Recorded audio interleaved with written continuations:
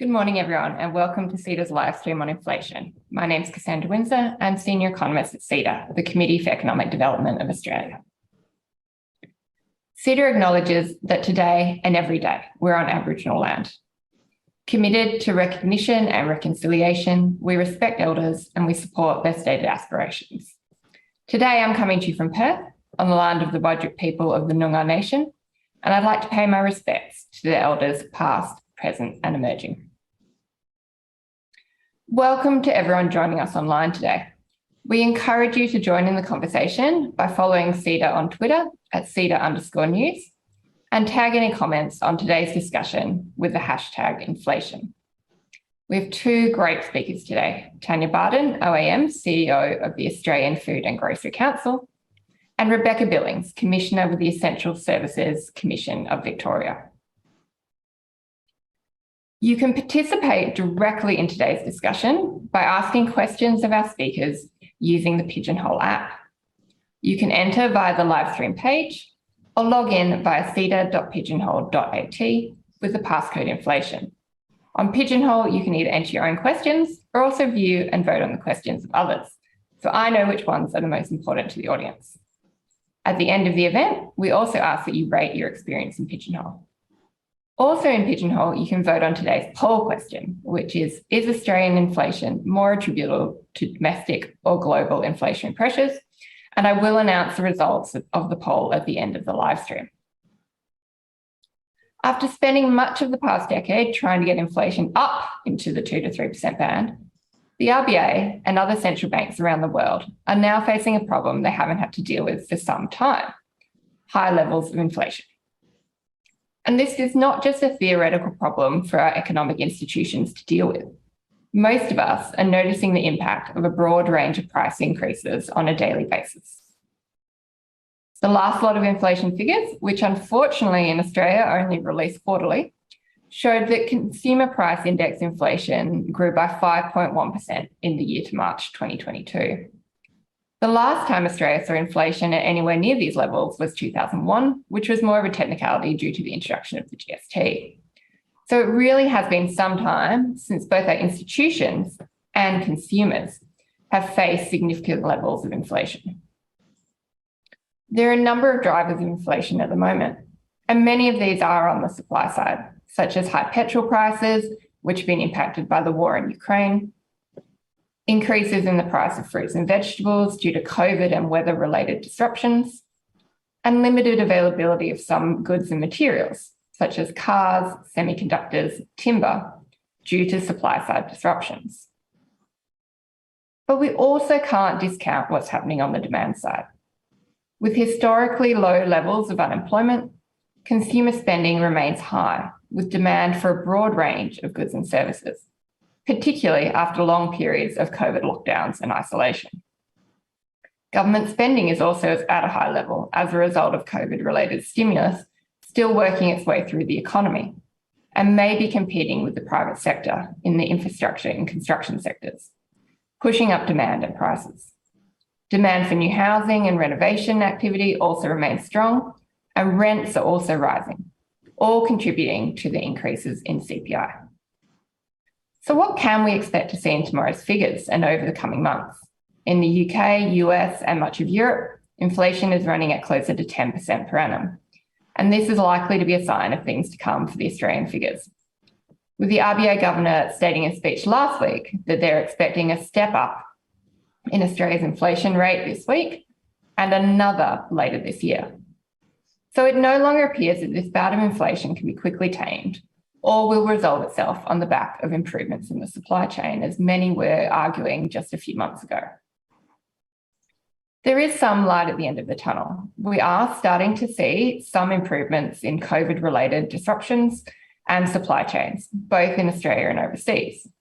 But challenges remain, and it will take some time until any improvements flow through to consumer prices. The RBA has been raising interest rates and is expected to keep raising them over coming months.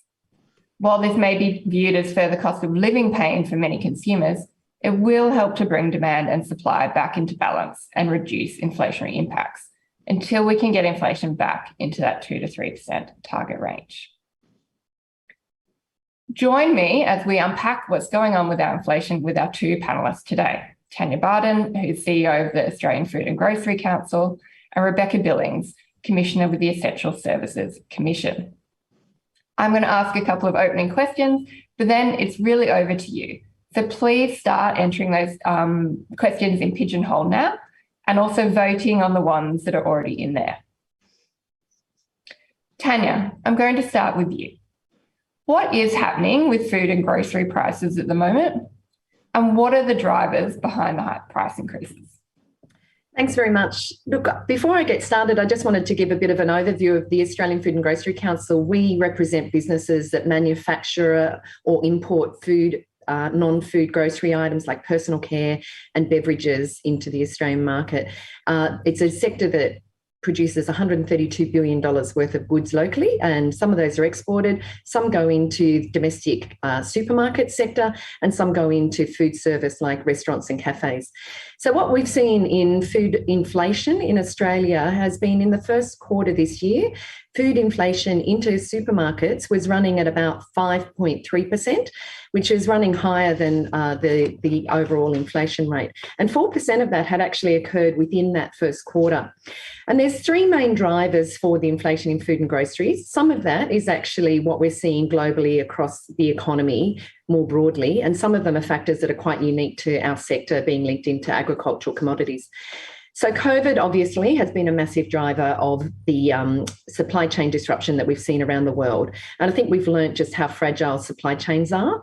They're very long in all sectors, and that means that there's multiple points along supply chains where there's a risk of failure. So at the beginning of COVID, we had lockdowns, which led to a big increase in demand. So people were buying more goods instead of services because they weren't able to get out and get their services. We also had government stimulus that also led to an increase in demand. And then there was a demand for a lot of PPE equipment as well. So a lot of that was unanticipated. We had then a knock-on effect of that big increase in demand leading to some log jamming in global shipping. And that was also caused by the fact that there were some ships that had retired and there were ships that needed some upgrading due to needing to meet carbon emissions targets. So that logjam in shipping was also exacerbated by the fact that planes weren't flying. So when you don't have consumers flying, you also don't have freight movements going through the planes as well. So that further exacerbated these sea freight. So we saw container prices rising from $3,000 to $5,000 up to $15,000 to $20,000 per container. We then had a knock-on effect from global shipping where we had some shortages in pallets in the domestic market and in warehousing, because once you unload the goods from the ships, you need to put them onto a pallet and move them along the supply chain. We then found that with increased uncertainty, businesses were wanting to hold more stocks of finished goods and more stocks of inventory. So that further compounded this increased demand for pallets, for truck drivers and for warehousing to be able to store goods along the supply chain. Further compounding the COVID impacts was the labour shortages. So people who had COVID needing to go into isolation, people with close contacts needing to go into isolation. And that was impacting operations in manufacturing, as well as along the supply chain with truck drivers and then retail distribution centres and retail stores as well. So there were some points during the COVID epidemic where we weren't able to actually run factories because of labour shortages and also because businesses not having a pallet to put their goods on, which means that the factories weren't running at their optimal efficiency, which meant that then, the costs overall were higher per unit. And as I mentioned, the COVID stimulus had also led to just overall increased demand in the economy. I think the second main factor leading to increases in inflation in our sector in particular has been weather-related events. So we've had the flooding in Central Australia earlier this year, which meant that WA was cut off from the rest of the country, and we had to divert product from Victoria up around through Queensland, Northern Territory, and then over into WA. That rail line and roads were out of service for a considerable period of time. As well as those freight cost increases, the flooding has then continued on the east coast of Australia, which has impacted fruit and vegetable supply, meat supply, and also dairy supply. And of course, many of you will be familiar with the $10 lettuces that emerged over the recent times. And of course, all of those are inputs that flow into processed food and grocery sector. And so it's impacting right throughout supermarkets and food service sectors now.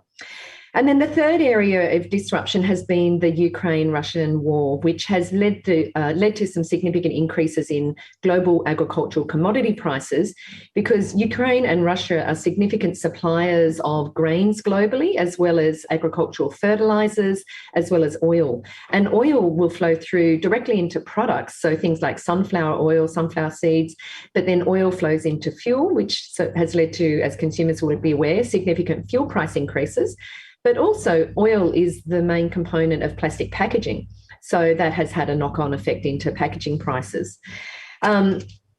So significant disruption across those three main fronts, and that has all just really layered upon each other to lead to really significant levels of inflation. We haven't seen this level of food inflation globally for a decade, and fertiliser inflation hasn't been at this level for over a decade, for more like about 14 years.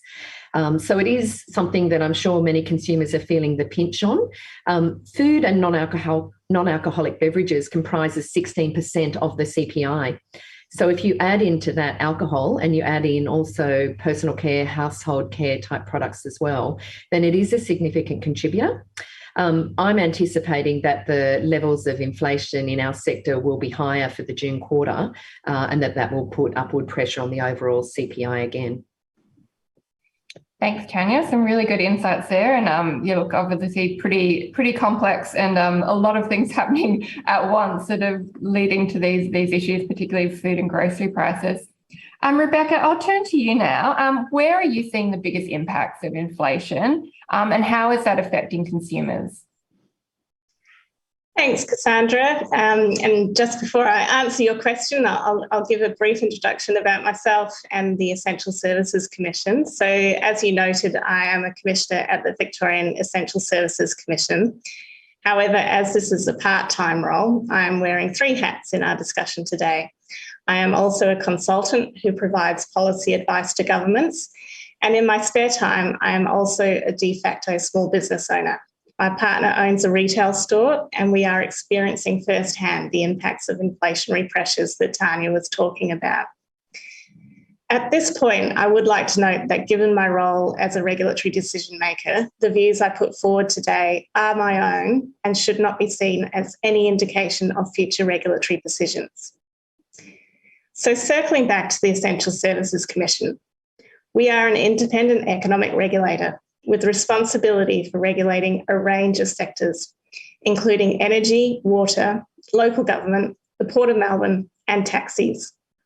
We also administer the Victorian Energy Upgrades Program. The overarching objective of the Commission is to promote the long-term interests of Victorian consumers. Whether we are setting prices, enforcing consumer protections, or reporting on service standards, our work impacts all of Victoria's households and businesses.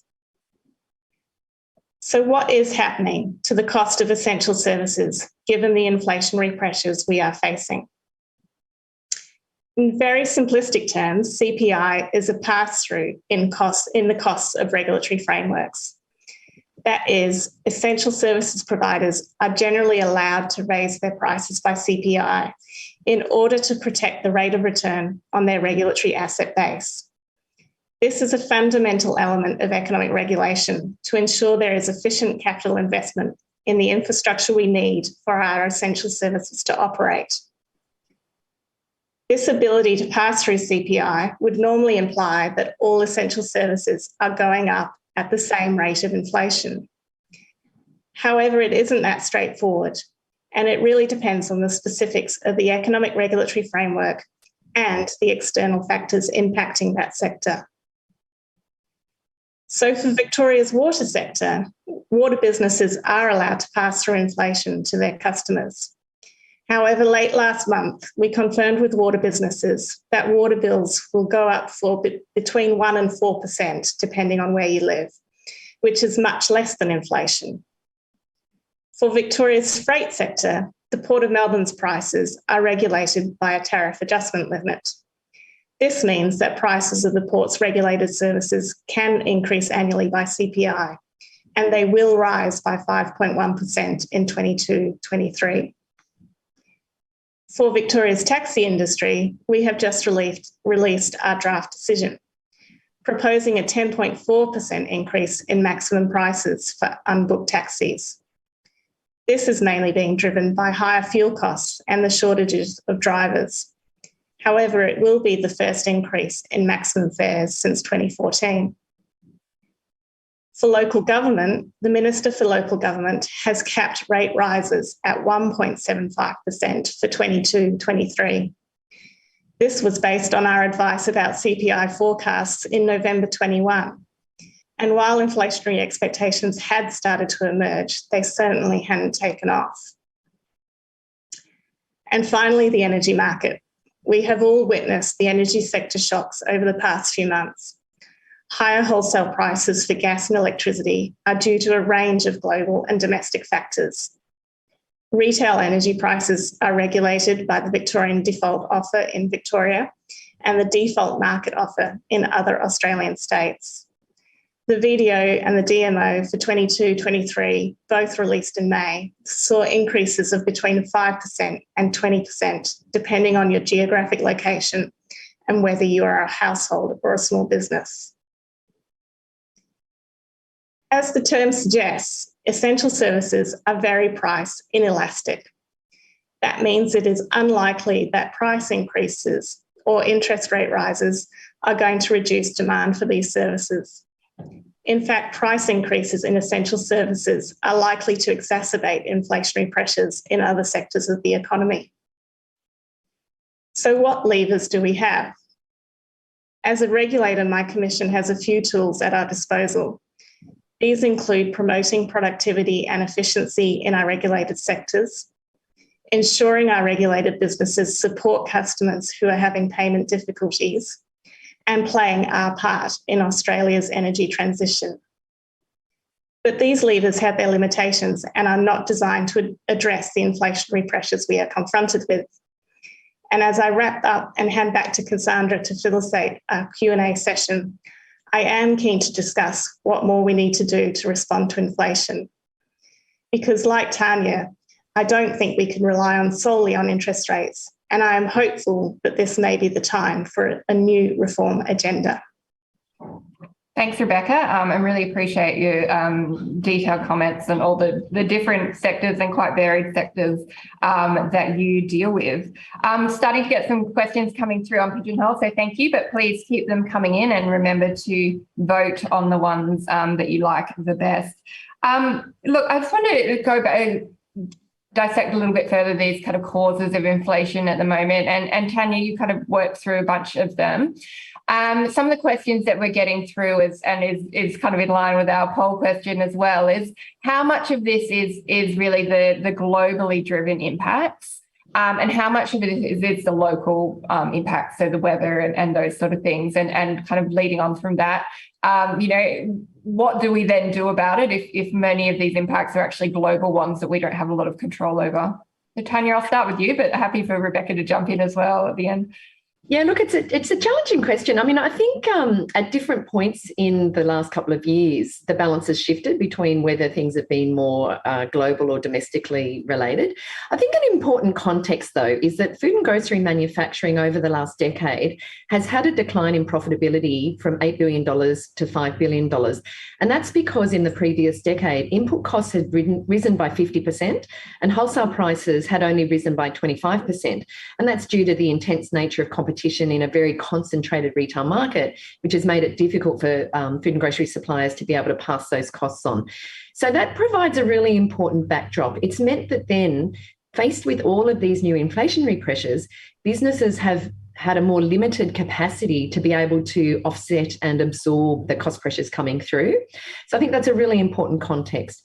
So that's meant that as we've seen these global factors, we've been able to sort of manage through to a certain extent, but once they're compounded by all of these domestic factors, it's really just made it unsustainable for businesses. So they have had to pass some of that through. So look, I think a lot of it, the roots of it are global around COVID. You look at things like China with its zero COVID policy, which has had a significant knock-on effect as well to then the ports issue around the world, which has further exacerbated some of those shipping disruptions. China is also a major supplier of inputs into food and grocery manufacturing. So whether it's particular ingredients or packaging supplies, so that has had an impact as well. So a lot of the routes, I think, are globally, but those domestic factors can't be ignored. You know, the weather-related events have had that direct effect onto fresh food and grocery supplies, and that is a significant driver around the overall food inflation level. But for processed foods, you know, if you are using frozen fruit and vegetables, for example, the prices have been able to be contained a bit more relative to a fresh item because you're in long-term contractual arrangements that can sort of manage some of that. Another domestic factor, though, that I hadn't mentioned was the energy issue. And while a significant part of energy costs globally are rising, so, you know, the gas issues in the Russia-Ukraine area are impacting, no doubt, on global situation. But there are also domestic factors that are leading to increases in energy supplies, energy costs as well. So businesses that have had contracts expire are seeing a fourfold increase in their spot market prices for energy. So that's also having a significant impact. So what can be done about it? Look, it's really difficult because, as we say, a lot of these global disruptions are very difficult for governments to do anything about. And even domestically, a lot of the things that need addressing have more of a mid to long-term nature. So to be able to mitigate against, you know, higher wages that are coming through or the transport freight congestion, you really need long-term investment in capital equipment. So it might be automating factories so that they can be more digital, more automated, and offset some of those high costs that we have domestically, whether it's energy or labour, and also through Australia's ports and through our road and rail infrastructure, investment in those to boost productivity, again, very much a mid to long-term solution. So in the shorter term, I think really the levers that governments really have are around how to protect the vulnerable in our communities. So I work with an organisation, Food Bank, where food and grocery manufacturers donate goods to Food Bank, which then distributes them to charities. So making sure that mechanisms like that are well funded by governments, and where appropriate, other policy mechanisms are put in place to protect vulnerable within our community. Thanks, Tanya. And Rebecca, keen on your insights on this kind of global versus domestic drivers, and again, what can we do about it? Yeah, sure. So I think, you know, at its most basic, Australia is an open economy and absolutely subject to the international environment, both in terms of the imports that we consume and the export market, which you know, obviously energy prices and food prices, as Tanya has talked about, which means that we will experience the inflationary pressures that are being seen overseas. And at the moment, it feels like we're slightly lagging the experience, but it's very hard to, I guess, stem those impacts or those issues whilst remaining an open economy. In terms of the domestic issues, absolutely agree with Tanya. In terms of the volatility and disruptions that we've had over the past 2 years, 2.5 years now, I think we'll probably look back at this time and say it's unsurprising that we've ended up here, because how can you have a global pandemic and not have these sorts of impacts? But I think, you know, the key things from a government perspective have obviously been the monetary responses and the fiscal responses, which were designed to protect us from the huge shocks that COVID represented. But it is they have had inflationary pressures because they have provided more money and enabled more expenditure into the economy than I guess was probably anticipated when they were first designed. Cassandra, if I could just jump back in, I think one of the things we need to also recognise is this is the first time in history we've had this sort of situation. And so normally economic theory is quite a good sort of predictor of the future. But in this situation, the uncertainty is just so unique that I don't think that economic theory is necessarily able to explain all of what we're seeing. So as Rebecca points out, government stimulus through the pandemic, which was absolutely necessary, has contributed to some of the, increase in demand, which has contributed to the inflation. But I don't feel that it's the major component. And in fact, some of the consumer demand was actually driven by the fact that we've had people now freed out of lockdown and wanting to be able to get out and live more of a normal life. So they're spending more money in restaurants and cafes again, and still spending more money domestically on goods because not comfortable yet travelling still as much as they would have. So I think that switch in consumer mindset, consumer behaviour is partly down to stimulus, but also just quite a unique behaviour response to COVID. But I personally feel that a lot of the inflationary pressures are coming from these global factors and supply chain factors, and hence I am a little bit more concerned about the longevity of some of those. Thanks, Tanya. And I think you really highlight the kind of challenge facing the Reserve Bank and government at the moment, in that it is fairly unprecedented, this real mix of issues. And you're right on the consumer spending. We know that household savings rates have been very high during COVID lockdowns, with people not being able to go out and spend or travel, and people are now enjoying being able to do a little bit more about that. So demand is pretty strong. Rebecca, I just wanted to touch a little bit on the small business sector as well, which you said you'd had some experience in. Are there some particular issues that are impacting small businesses, and how are they really dealing with, this real change that probably a lot of them haven't experienced before and maybe not necessarily know how to react to? Yeah, certainly, Cassandra. From my personal experience, we've certainly seen supply chain disruptions happen right from the beginning of COVID. So the ability to respond and prepare for that really depends on the cash flow and the availability of borrowing for small businesses. So even before interest rate rises, that has been a significant implication for whether businesses have been able to survive. How have they been able to respond to the huge volatility in demand and therefore revenue for their goods as we've gone in and out of lockdown, and also the ability to actually purchase stock and have stock in stock because of the supply chain disruptions. From my partner's business, we've had to hold probably 5 to 10 times more stock than we would normally have done, which obviously has huge implications for your business. So that's from an inputs perspective. And then you look at the labour force. I think, we're all experiencing a shortage of labour. And when we do have labour, they are still getting sick. And COVID has not gone away. And if it's not COVID, it's something else. So even if there's sluggish changes in EBs, there are still absolute pressures on labour costs and the ability to actually get labour who can work for you.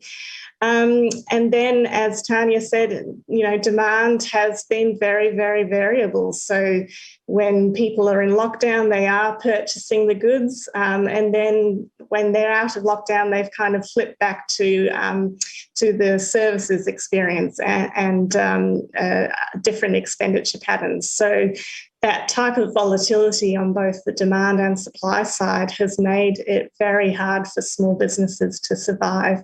And only the good ones are at the moment, to be honest. Great. Thanks, Rebecca. Tanya, I wanted to explore some of these supply chain issues a little bit more, with a particular focus on the weather-related ones. So, look, we might see that some of the COVID-related disruptions will hopefully resolve themselves, and some of the shipping issues. While we could claim that we've been unlucky with extreme weather events this year, it's probably not something that is going to go away. are there any things that have either been done or that we can do to make sure we don't have these really sharp issues around the weather-related events, and come back to these $10 lettuces in the future, given that it's a problem we're probably going to be grappling with for some time?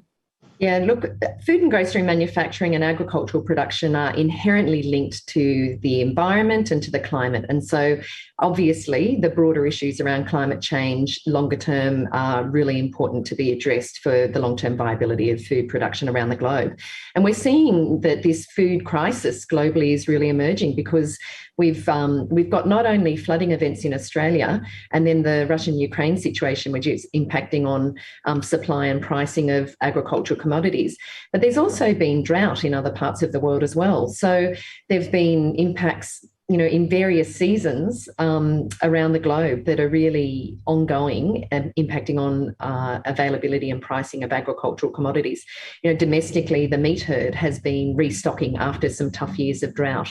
The dairy industry, over a number of years has seen a number of dairy farmers leave that sector, and now we're seeing dairy prices domestically at 50% above the 10-year average.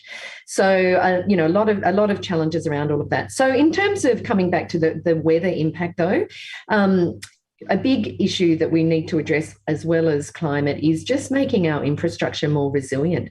We have most of our food and groceries produced on the east coast of Australia.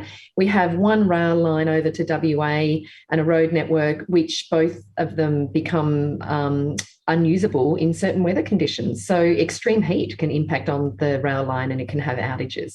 The flooding just led to these significant outages for several months.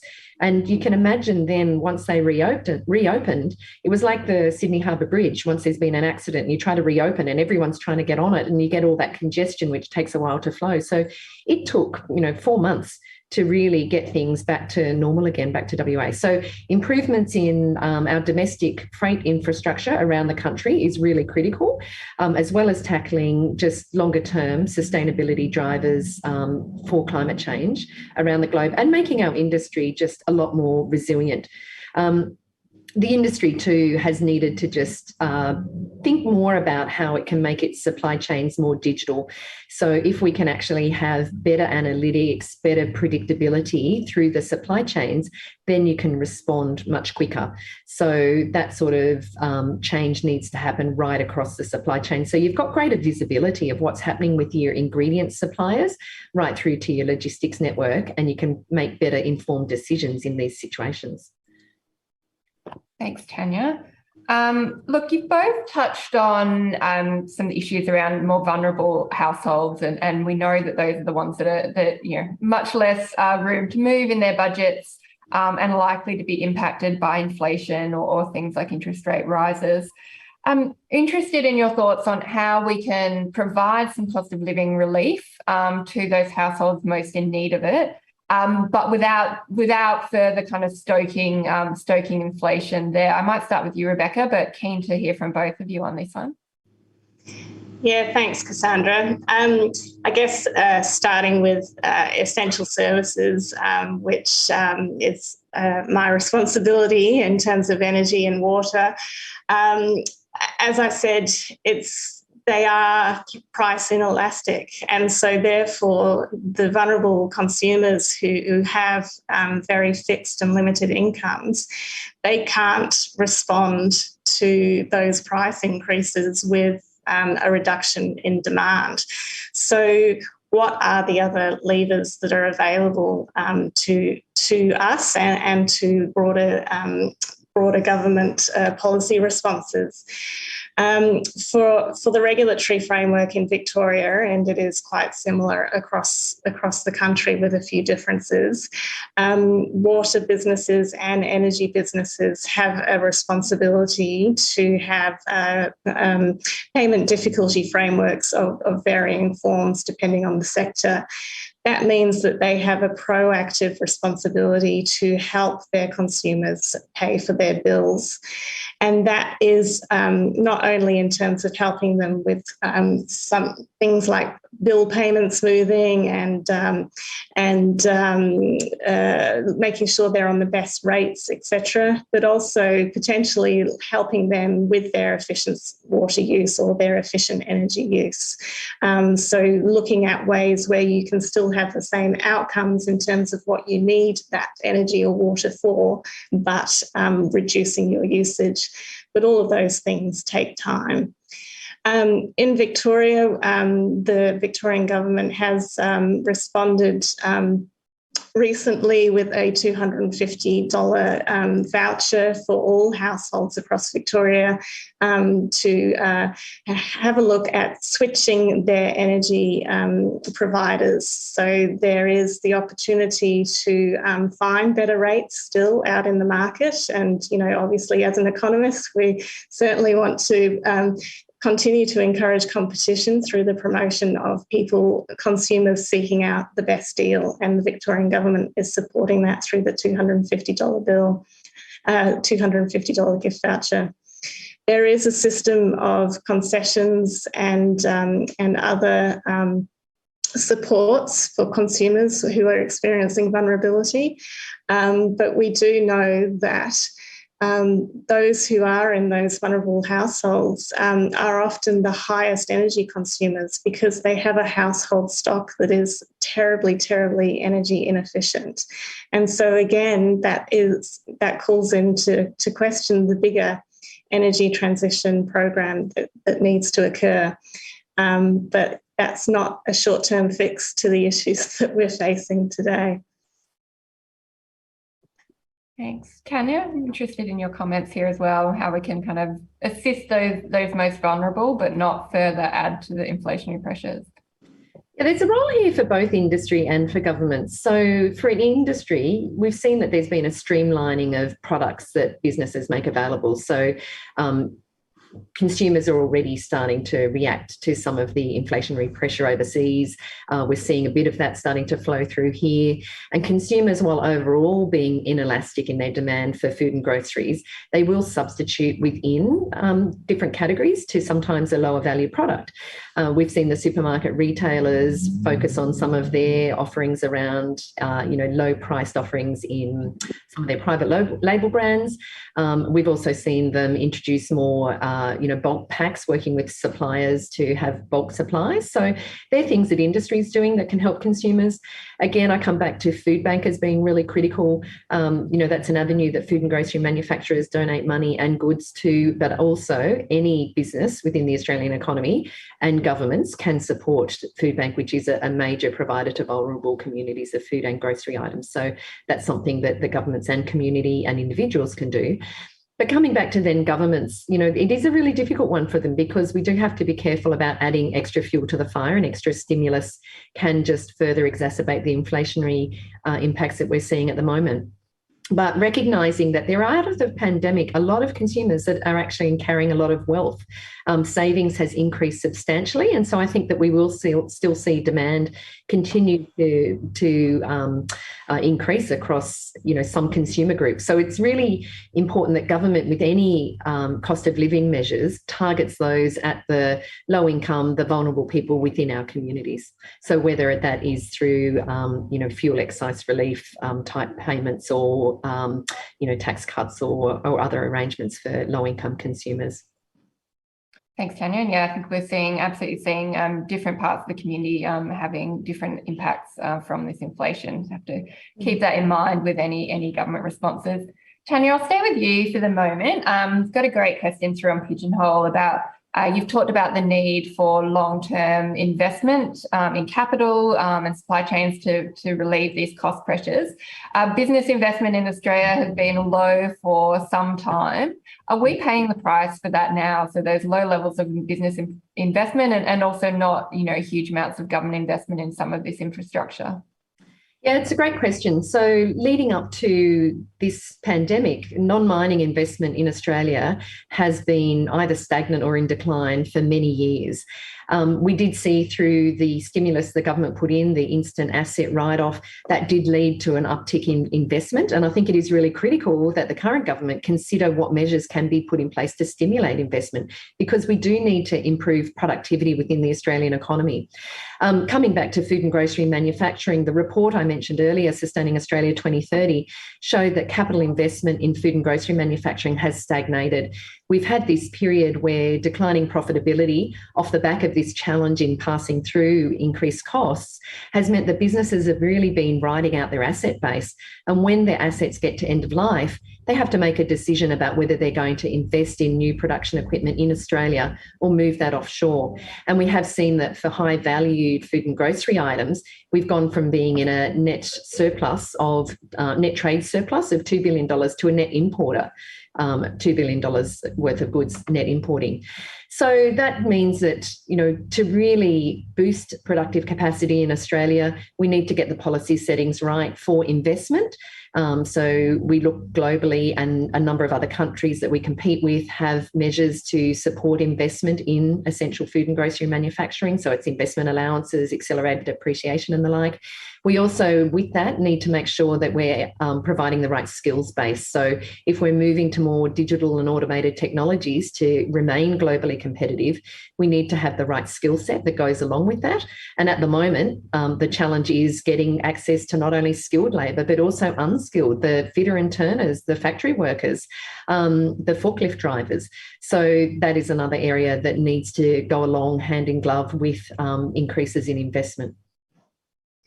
Thanks, if I can add to that, Cass, economic growth, the three elements being productivity, participation, and population. Population is declining at the moment. Participation seems to be maxed out. So we really have to look at that productivity lever to look for growth that is sustainable in the Australian economy. And like Tanya said, Australians' business investment has been very low for a very long time. And we need to look at how we can invest in productive elements of our economy. And again, that is a medium to long-term solution to the issues that we face today, but we need to start that now. And another thing that governments, of course, control is regulation.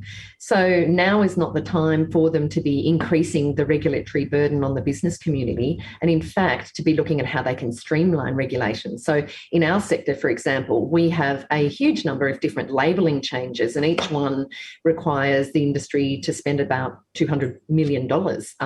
And we've got labelling changes at the moment around recycling and country of origin and allergens and health star ratings.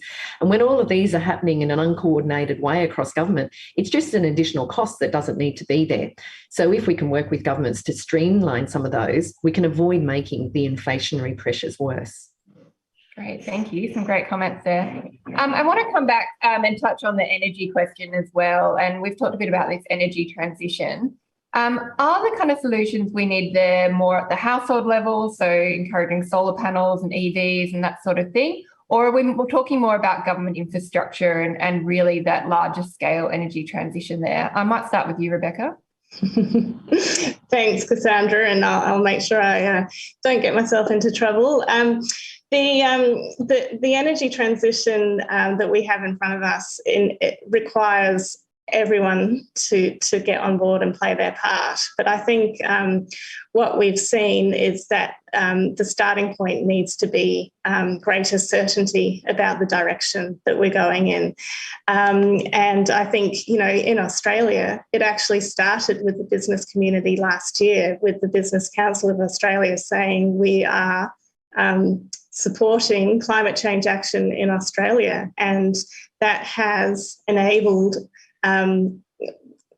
governments of all colours to actually say, no, this is the time that we have to do it. And the responsibilities for the energy sector lie across the federal government, state and territory governments, businesses playing their part, investors playing their part, and consumers playing their part. Obviously, every single household can make a contribution, but there are huge policy decisions and investment decisions that can only happen at the big end of town that can contribute to the big shift that needs to occur for our economy and our country to shift to net zero. And Tanya, you'd be a pretty big user of energy in your sector, the manufacturing. What is your sector doing in the energy transition, and how does that assist with some of these, reducing shocks for energy prices going forward? Yeah, look, I couldn't agree more with Rebecca that there is a need for certainty for business community to invest in the transition to renewables, but also into some of the big infrastructure like gas pipelines or electricity networks. So, the last decade of languishing over energy policy has really hurt Australia. And when you think about the abundance of resources, both renewable and non-renewable that we have, it is, untenable that we're in this situation. Our sector has been trying to move towards more sustainable forms of energy, not only from a sustainability perspective, but also to reduce volatility and provide more certainty around your own costs. So, as you say, we are a big user of gas in areas where it's hard to substitute electricity. So sometimes gas is a direct fuel source into either things like plastic for packaging, but also into, baking, for example, and you can often get more efficiency out of gas-fired ovens. So we're a user of gas and a user of electricity. Businesses are transitioning to using more solar and more of their own sort of on-site, but even still, that's not able to satisfy their complete energy needs. So we do need to make sure that the grid is actually stable as it moves towards more renewable technologies, that's done in a way that provides this certainty of investment so that then we don't end up with these situations of shortages that we're going through at the moment. And I look at the gas industry, and that is one where we do need to make sure that we do have a sensible transition to renewables, but we also need to recognise the really important role that it does play right now in firming up the network, because not only is price an issue, but stability and reliability of supply for manufacturing is really critical. Great, thank you. Look, we can't really talk about inflation without touching on interest rates in a little bit more detail than we already have. We've seen some, what feels like pretty significant interest rate rises, particularly if you haven't been used to any for the past decade or so. And it looks like we've got more to come. How do you guys think that will play out in terms of inflation? We've talked a lot about these supply side issues, which is the interest rates aren't going to have that much impact on, but they will have some impact on bringing down this demand a little bit.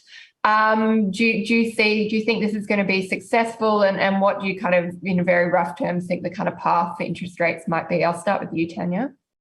Look, we are in a fortunate starting position where we have low unemployment, we have good, strong economic growth. So that puts us in a better position than some other places around the world. But we do need to be careful that in trying to address inflation, we don't end up, driving the economy backwards, too far and leading towards sort of, recessionary outcomes. In terms of whether interest rate increases are really going to help bring inflation under control, I'm quite sceptical. So I have for a long time been looking at the inflationary pressures building in our sector and expecting that we would get to double-digit inflation this year. I anticipate that we're going to be getting, 7%, around the 7% level for the June quarter, and I do see some of this pressure continuing to grow, especially while we have so much global uncertainty around the geopolitical tensions. I think that there can be some moderate impact that interest rates will have, but because a lot of this inflation is supply-led, it does make it a lot harder to bring under control. So unfortunately, consumers do need to understand that there is going to be, and I would imagine, an 18-month at least period where inflation is going to be above what has been normal. Thanks. Rebecca, any comments from you? Yeah, thanks, Cassandra. As a good microeconomist, I will be critical of the blunt tool that is inflation interest rates. Obviously, we are starting off from a very, very low base, and so I think that there is a long way to go if that is the only tool that we have. So I think that the interest rates will continue to rise. I think because of the huge amount of savings that a lot of households have, and as we've been talking about, there's still a propensity to spend because we've been locked up and we're all still very happy to be able to go out and spend. I think it's going to take a while for those interest rates to bite the majority of households. Obviously, as we've spoken about before, there is a sector of households who will find it really tough, and those are the ones that are new homeowners, highly leveraged, those who are renting because rents are going up as well, and those who are, living a long way from their workplaces and having to get in their cars and spend money on petrol, which is, we haven't even talked about petrol, how expensive that is. There is a huge divide between the haves and the have-nots, which I think interest rate rises will exacerbate. Thanks. I want to touch a little bit more on, we've talked about these labour shortages a little bit and the impact that's having. Do you see anything more that government can be doing to resolve some of these labour shortages, and do you think that might flow through to lower levels of inflation? I'll start with you, Tanya. Yeah, this is a massive issue, and I think the immediate lever that the government needs to focus on is migration levels. So while we have the borders open and people are starting to move around the globe, we're still net below where we were pre-pandemic because Australia's intake over that couple of year period has left this gap that we do need to fill. So I think it is really critical. And this is where, I encourage governments when they're looking at things like free trade agreements, not to get as hung up around some of the labour market testing, because we need to make sure that we can bring in easily and quickly migrant labour, both at a skilled and an unskilled level. And we also, through that, can look at ways that we can, for people who are already in Australia, migrants, how can we bring their families in? Because that, is a quick way of being able to bring in additional labour into the Australian market. As well as that, obviously, there'll be the need to upskill the domestic workforce as we transition to more digital technologies. That's an area where I'm hoping that the government starts to put a lot more focus around. And for our sector, labour availability is one that we're hearing every day at a CEO level, because it is, at the moment, still this legacy issue around COVID where, the winter period that we're in is seeing a high level of absenteeism, and that's still making it very difficult for businesses to operate every day. And with unemployment levels so low, I think workers have such a huge amount of choice. So, businesses that have, significant vacancies, there's one business in Western Sydney that I know has 150 roles vacant at the moment, despite a 6 to 7% unemployment rate in Western Sydney. And I think part of it is that people are looking at other opportunities. They can work from home, they can be an Uber driver, they can work in the gig economy. So working in a factory may become less appealing. And even though there are some really great jobs in factories, we need to be able to educate people about what some of the opportunities are and that they're good, well-paying jobs long term, and can be some really high-skilled roles. But it also underscores the fact that I think we are shifting towards, needing some of this automation and digitisation, because at this low unemployment level, people have other options and they're finding other jobs more appealing. Thanks, Tanya. Look, we are almost out of time, so I'm going to throw to you kind of one last question. And Tanya, you kind of gave yours away a little bit about what are you expecting in the inflation rate release tomorrow, and probably even guess further this year as well. So I'll start with Tanya. We're just kind of giving yours away a bit, and then we'll go to Rebecca. Yeah, so if you look at the March quarter, and overall inflation was 5.1%, and that was made up of 0.8, 0.8, 1.3 and 2.1 over the last 4 quarters. So we'll see that first 0.8 drop away, And, I think what a lot of the analysts are predicting is a continuation of around the 2% level for the June quarter, which would take you to around the sort of 6.3, which is around what a lot of analysts are predicting. I guess I'm biased by looking at our sector specifically, and I know that businesses are going for second and third round increases because of this, continuous impact of input inflation.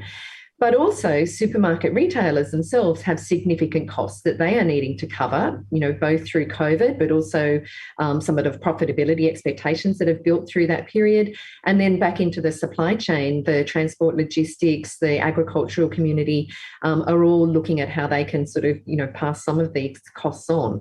So I'm expecting in our sector that costs will increase significantly. So 4% for the quarter for March.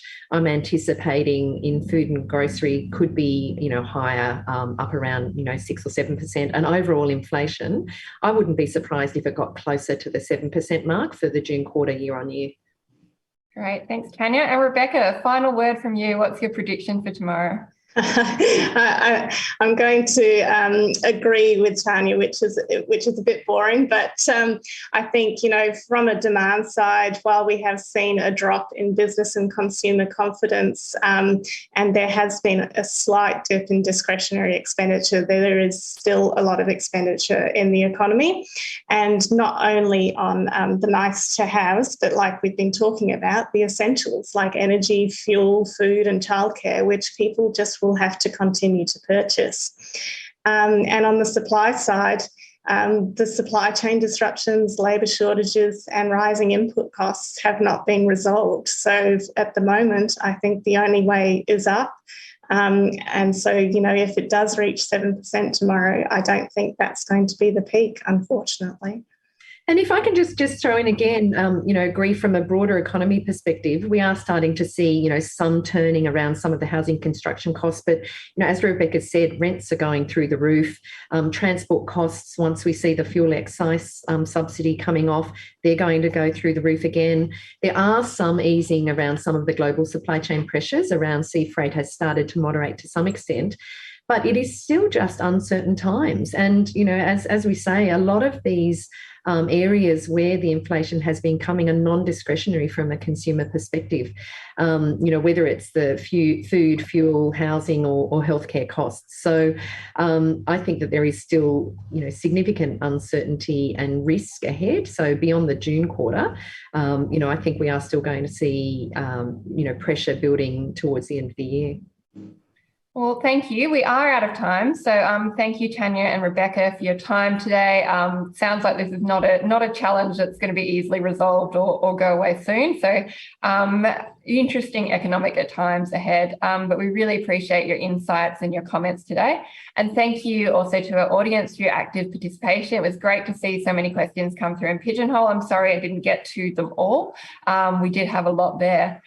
We also had our poll question, so happy to share the results of that poll question. And the question, as you'll remember, was, is Australian inflation more attributable to domestic or global inflationary pressures? Pretty overwhelming result there from global, which I think was the answer of our two panellists today as well. Before you do log off Pigeonhole, please make sure you rate this event and provide us some feedback as well. This discussion has been recorded and you will get a link to it in your post-event email so you can share it with your colleagues and your network. Please also stay in touch with CEDA, so you can look at our upcoming discussions at ceda.com.au, where you can register for upcoming events. We have a number of live streams coming up, and also we have our annual State of the Nation conference coming up in Canberra on the 8th of September. Don't want to get that date wrong, 8th of September, at Parliament House in Canberra. And those topics will focus on Australia's critical choices to set ourselves up for long-term prosperity. So I really hope to see some of you there. Thank you again. That's it for today.